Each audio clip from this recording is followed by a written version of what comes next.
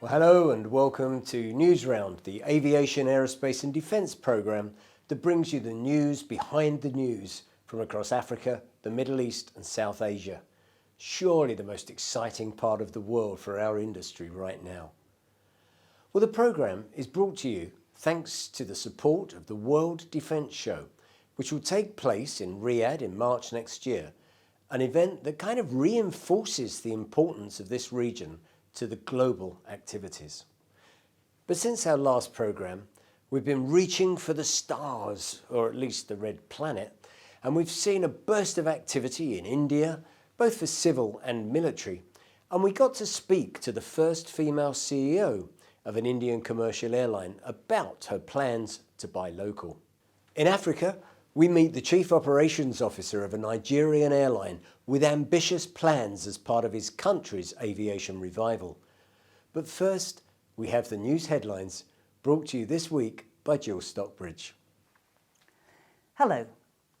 The UAE is still celebrating the mission success of the Hope orbital probe, which arrived in the Mars orbit on February the 9th and is now sending data, including high-resolution images of the red planet, back to Earth.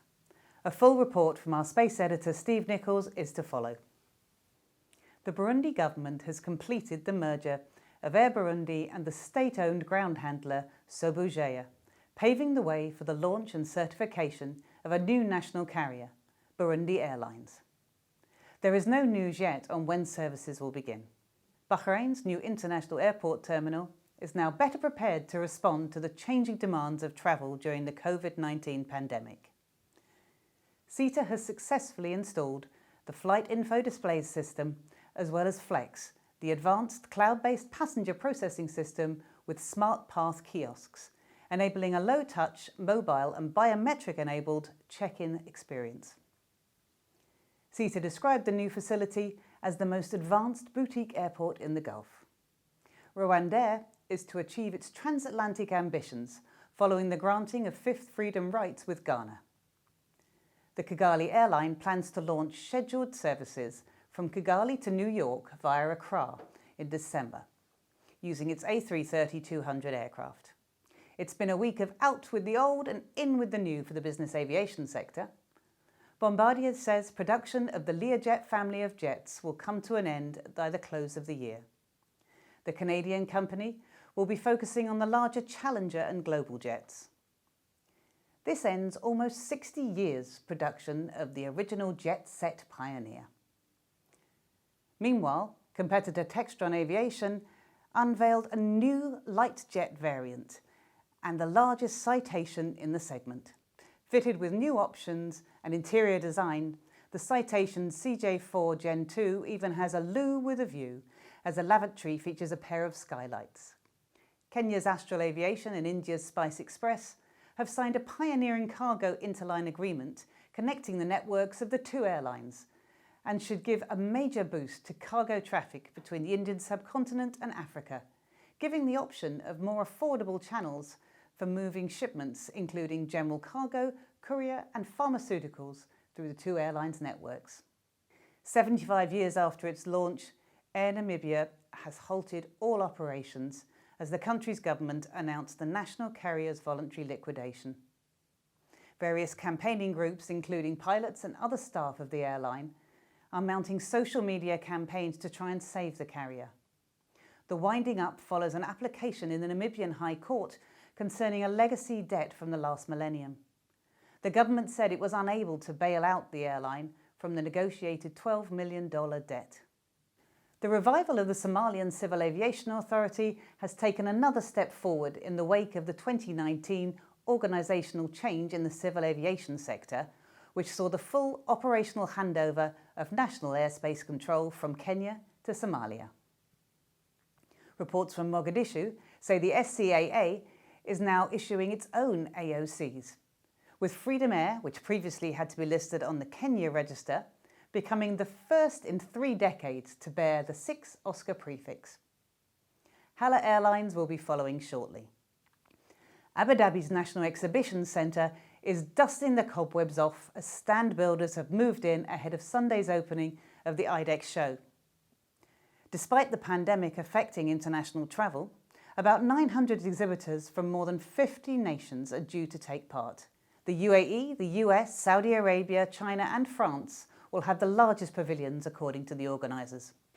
Israel, which was meant to participate in the event for the first time following the normalisation of ties with the UAE last year, is now not taking part due to COVID-19 curbs on travel that have closed Israel to commercial air traffic.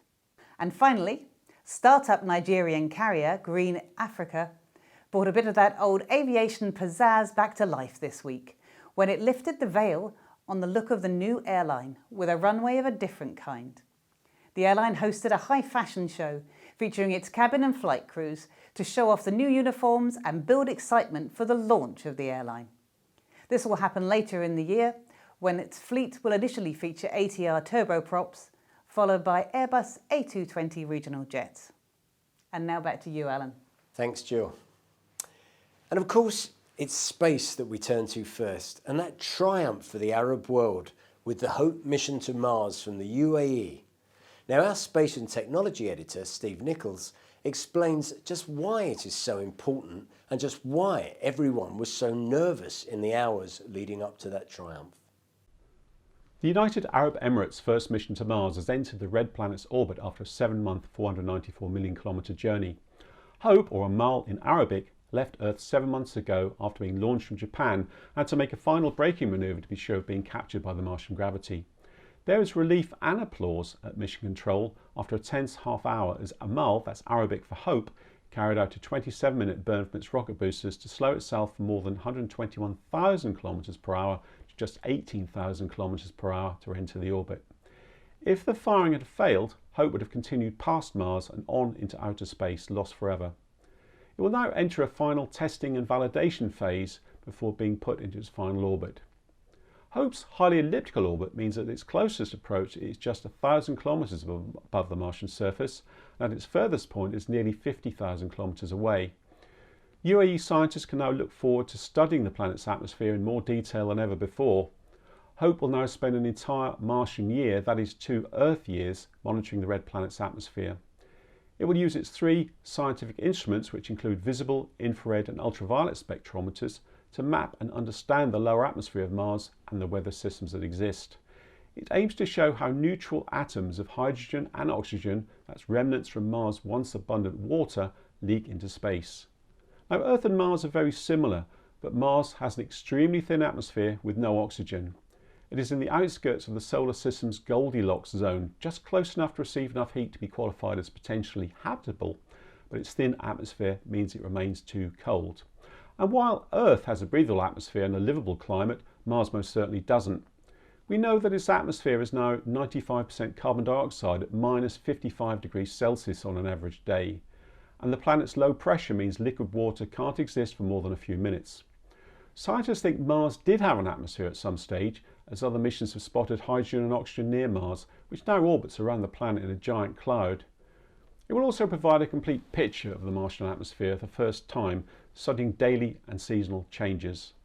The Mars programme is part of the UAE's efforts to develop its scientific and technical capabilities.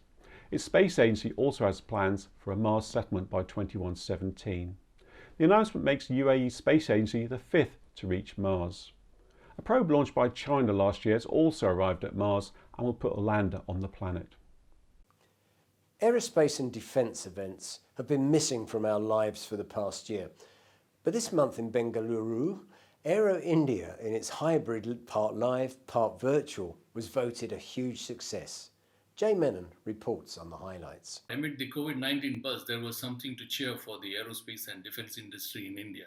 The 13th edition of Aero India, which was held at the Air Force Station in Yelahanka, Bengaluru, gave the much-needed boost to the country's attempt to become self-reliant in the defence sector and improve the manufacturing demand. Defence Minister Rajnath Singh, who inaugurated the show, said it was the world's first ever hybrid aero and defence show. The event helped in displaying the vast potential of India and the opportunity the country could offer in the field of defence and aerospace. The presence of about 540 exhibitors, defence ministers, delegations, service chiefs and officials from more than 55 countries showed the growing optimism of the global community towards India.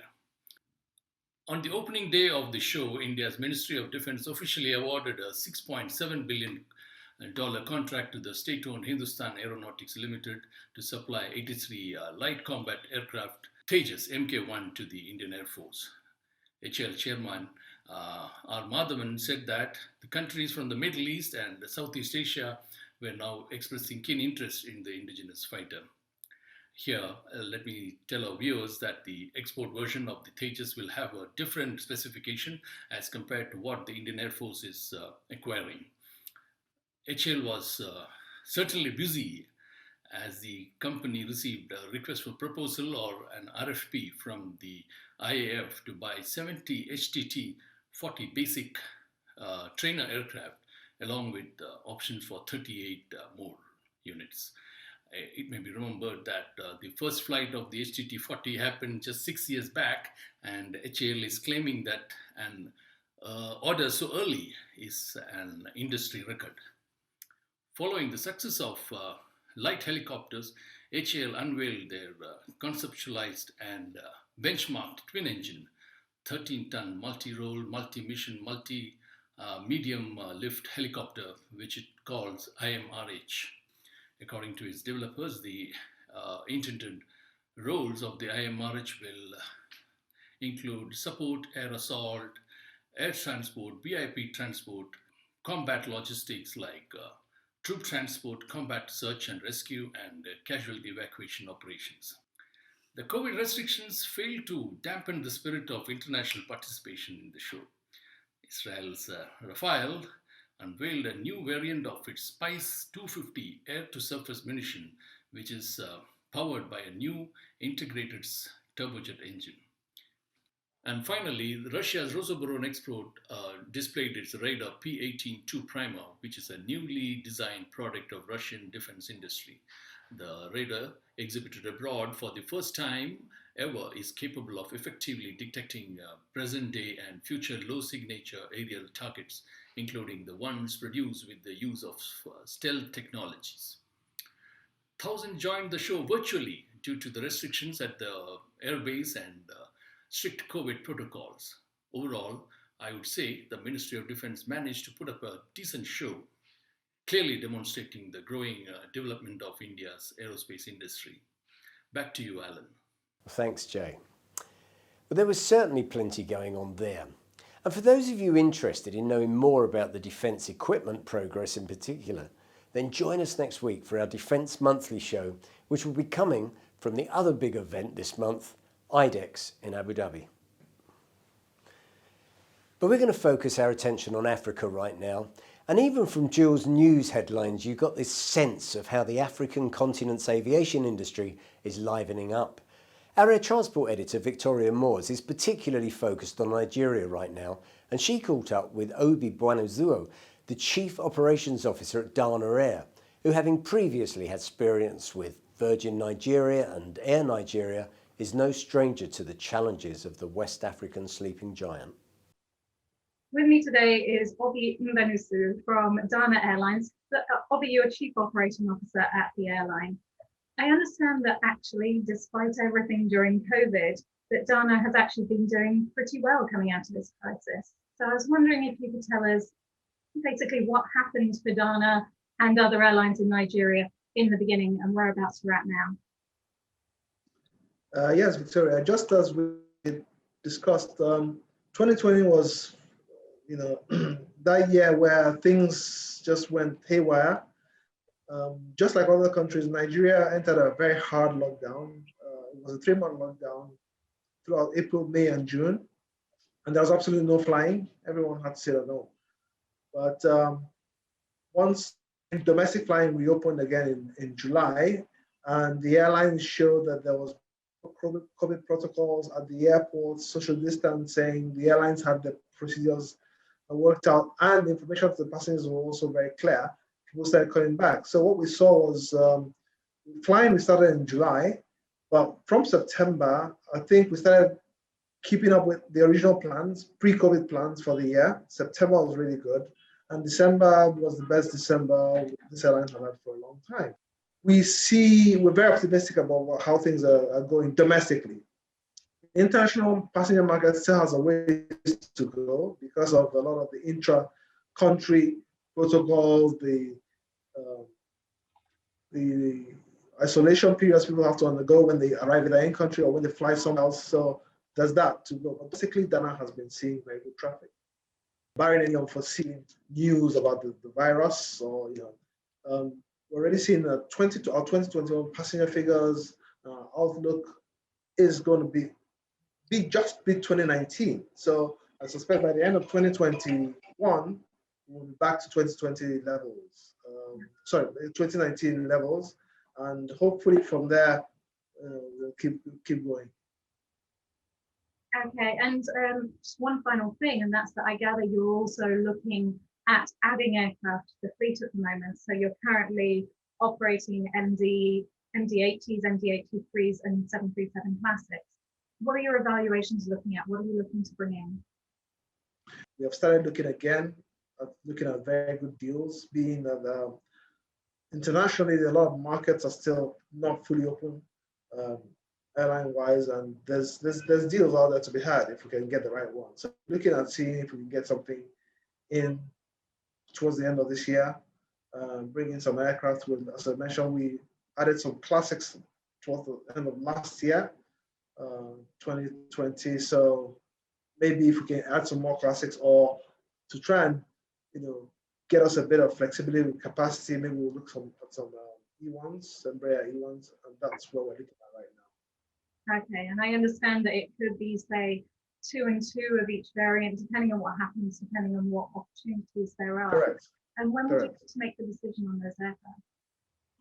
Well, if it's a classic, because we already operate them, and we're already in we will be happy if things happen to get something in by the end of Q4 of this year.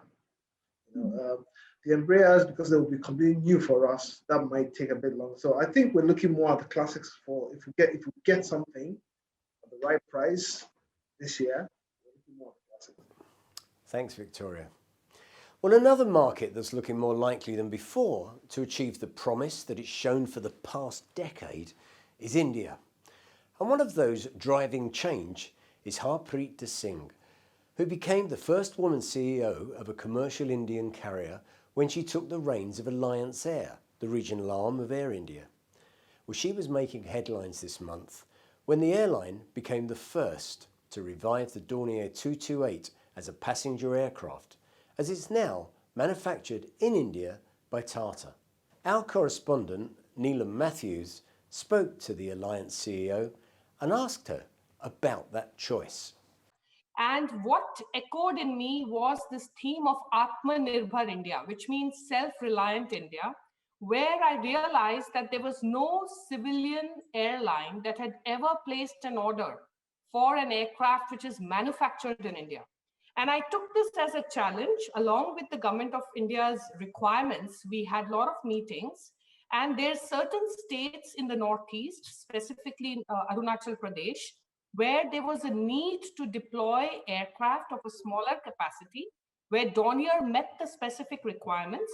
And keeping in mind that Hindustan Aeronautics Limited, HAL, had been struggling with their Dorniers to get it out into the civilian market, we took it as an opportunity to encourage them, to make sure that we make a commitment, because they are really experienced people in HAL, and they just need that little boost of, the first airline that starts doing it, then definitely more airlines will do it. And we just took it as a big challenge. I know it's a huge task for me because we are flying right now only ATR 72. And to get a brand new aircraft type into your AOC is not simple at all. And especially when we are not certain of all the commercial viabilities, etc. However, I'm quite sure, keeping the Atmanirbhar scheme in mind, keeping the requirements to connect India in a realistic manner, especially in difficult terrain positions like in Arunachal, etc., where the Dornier would be aptly suited. We went ahead with this decision along with the Ministry of Civil Aviation and the HAL and Ministry of Defense. And that's how we signed it in the Aero India. We are expecting at least the first aircraft next month. So we are fine-tuning the requirements. If we are lucky and everything goes as per plan, we want to do at least our first flight in the month of March itself. If not, of course, it would move, but I'm targeting this very financial year. Wow, that's great. So what do you reckon will be the first route?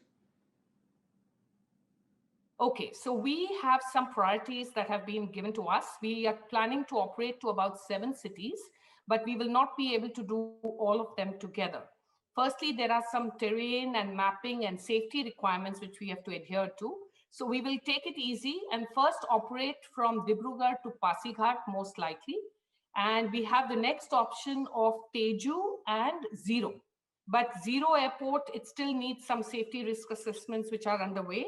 And Teju, it is the same situation. So we would first begin with Pasighat, stabilize, understand how the Dornier is operating, get good feedback, and then slowly and steadily expand. One thing we do not want to do is compromise on safety. We want to make sure that we are fully safe, fully capable to do a healthy, safe operation.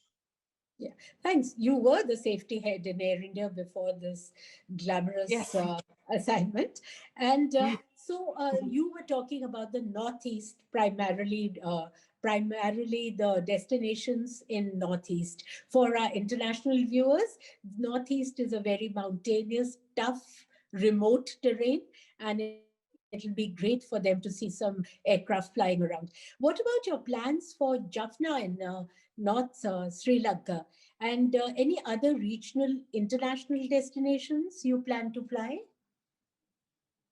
Okay, now because of the pandemic and the COVID environment, we are gradually coming back to normal operation. And yes, Alliance Air was one of the first airlines after 41 years to connect Chennai to Jaffna. However, at this point, due to the COVID requirements, Sri Lanka has not yet given the clearances to operate to Jaffna. So as and when they do that, we will definitely restart our operation. It's been wonderful talking to you, and thank you so much. Over to you, Alan. Well, that's a great move, and we're going to watch it carefully. Although the 228 has been used widely in the defence world recently, it would be great to see it back on passenger routes and enabling those thin routes in the developing world, and to be encouraging those parts of South Asia to become connected. It's good for India, and it's good for aviation. Well, that's all from us. We'll see you with the next news round in 2 weeks' time. So until then, it's goodbye from us.